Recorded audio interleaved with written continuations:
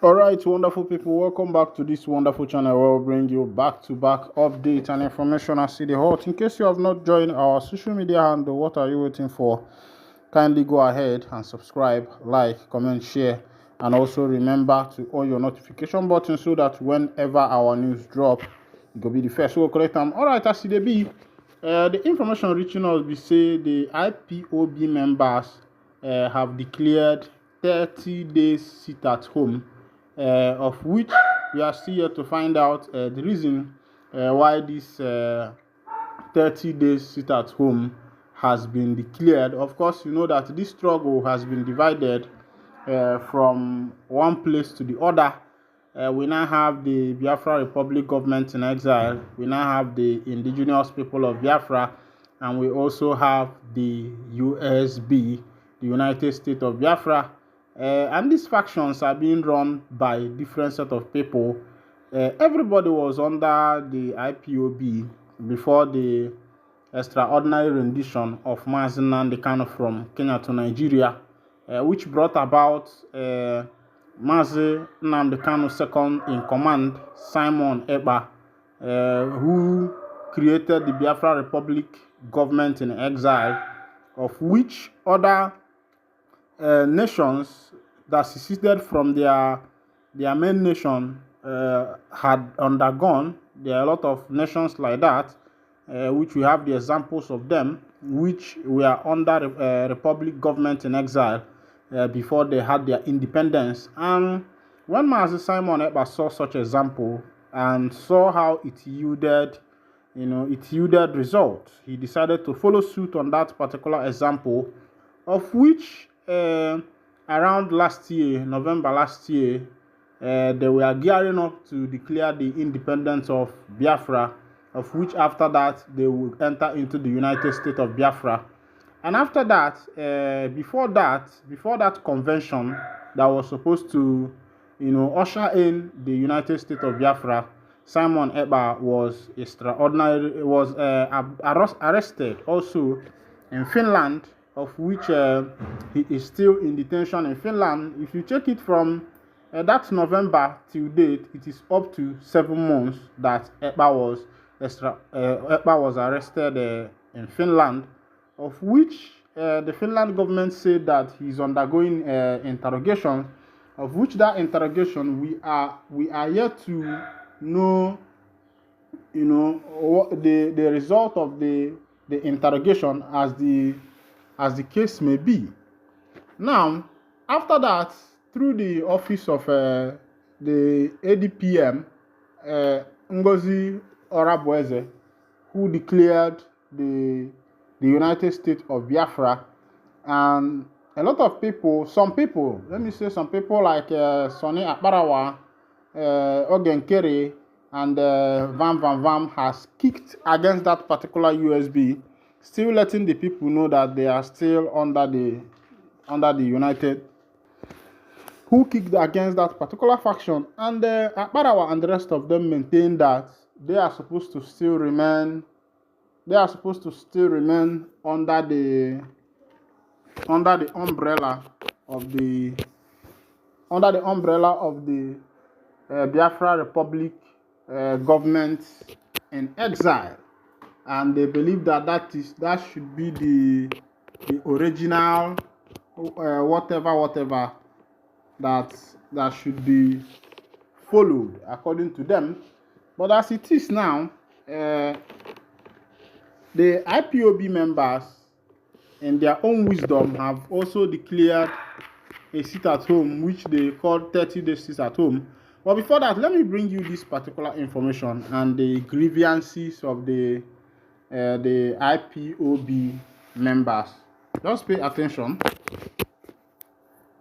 IPOB activists are routinely targeted with swift and forceful action, CSO accuses security agencies. Civil society organizations, CSOs, across the southeast region of Nigeria have accused security agencies of operating with a bias, alleging that while indigenous people of Biafra activists are routinely targeted with swift and forceful action, armed herdsmen responsible for violent attack on communities are ignored. In a joint statement, the CSOs. So you have that big lamentation coming up from the indigenous people of Biafra, and that's very true because you see these herdsmen, they do their operation and go scot-free. Nobody disturbs them. The government, I have not seen the government talk about these people, and somehow it seems as if the government of the day is so much afraid of talking about this particular set of people, or maybe they are gaining something from them. That's why a lot of people feel that this is a politically injected matter into the society.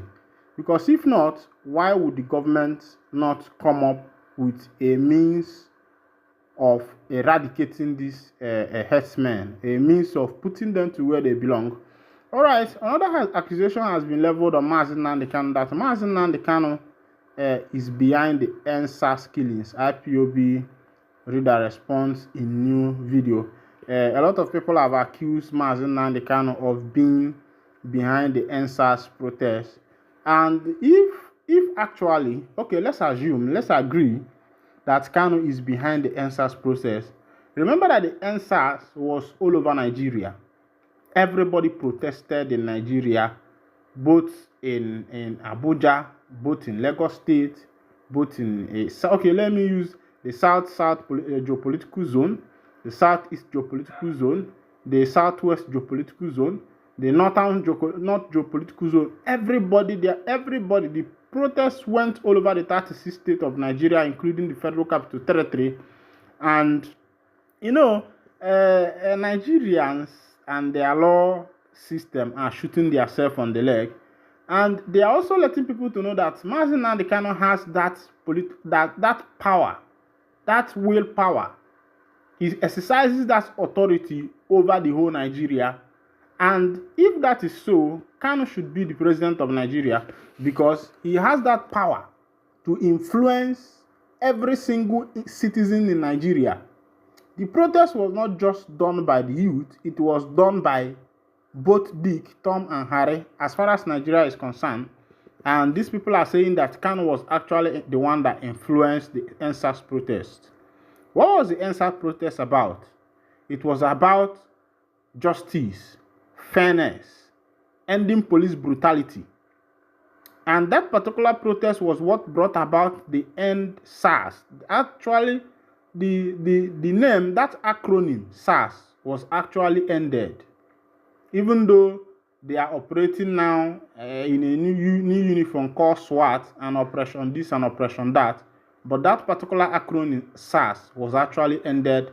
And that is to show you that Mazi Nnamdi Kanu exercised a bigger authority. No president,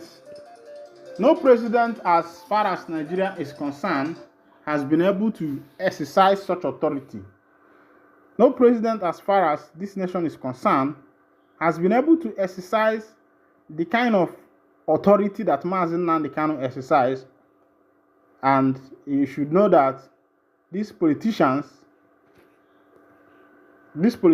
are shooting themselves on the leg. They are just, letting us to know that tinubu does not have any power. That even Buhari, I think the NSAS protest was during the time of Buhari, that Buhari does not even have any power, that the power resides with Mazi Nnamdi Kanu. And that is why when we are calling him Hamadike one of Ndigbo, and whatever name that is allocated to him, he merits it. Alright, as the B, let's still go back to the information. In Ebonyi State, ex-warlords in Ebonyi State embraces peace. Move through monitoring the repentant warlords during their graduation. Former fighters surrender arms, get amnesty training, empowerment from government in Abakaliki. They were recently granted amnesty by Ebonyi State Governor Francis Nwifulu following a crisis between their community in Ebonyi and a neighboring community in Cross River State. The 51 repentant fighters who were tagged vigilantes by the state government and security agencies which granted them the amnesty as well as trained and empowered them with 2 million each were arrested, prosecuted, and detained in prison for years during the escalation of the crisis between the Igbo people of Biasi local government area of Cross River State, and a Koli Eda community in Eda local government area of Ebonyi State. But the repentant warriors said after risking their lives for the community, they are being rewarded with threats, petitions, allegations, and all forms of intimidation by some members of the community, especially those that sabotaged their efforts when they were defending the community. There was tension in the community recently at a Thanksgiving program organized by the former fighters when suspected political thugs stormed the Egbebu playground venue of the event to disperse those that had come for the program. Suspected political thugs dismantled canopies mounted for the program. They also threw away plastic chairs and spoiled decoration of the event. All right, my point is on the, the 2 million each that we are giving to these people. It should come to your notice that the government of Nigeria has not one day, or any state government has not one day appreciated academic excellence or appreciated citizens who are making sure that the country is in peace. But over time, and time without number, the government has so much appreciated insecurity, appreciated those who are in the issue of terrorism. The federal government have done it time without number by declaring amnesty for the BH boys, reinfusing them into the community, and some of them were even assimilated into the army and other security forces, and so we are giving money to start life afresh. Does it mean that what pays now is insecurity? Alright, this is where I'll be winding down the curtain, and if this is your first time of joining us, kindly go ahead and subscribe, like, comment, share, and also remember to on your notification button so that whenever our news drop, you'll be the first to collect it. Thank you for listening. God bless you.